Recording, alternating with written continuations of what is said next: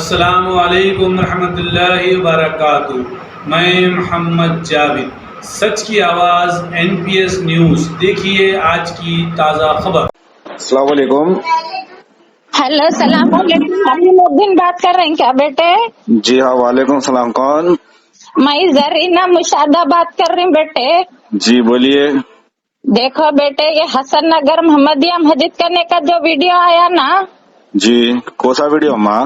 ये छोटे मासूम बच्चों को मार रहे सजी बेटे।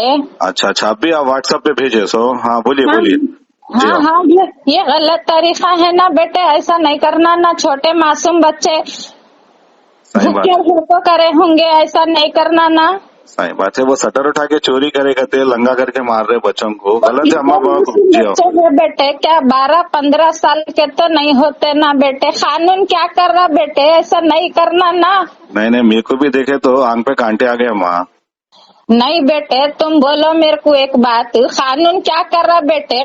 चुप बैठ गया क्या कानून? क्या करेंगे, अब कानून तक पहुंचाएंगे इंशाल्लाह। आपकी आवाज, वो वीडियो आप।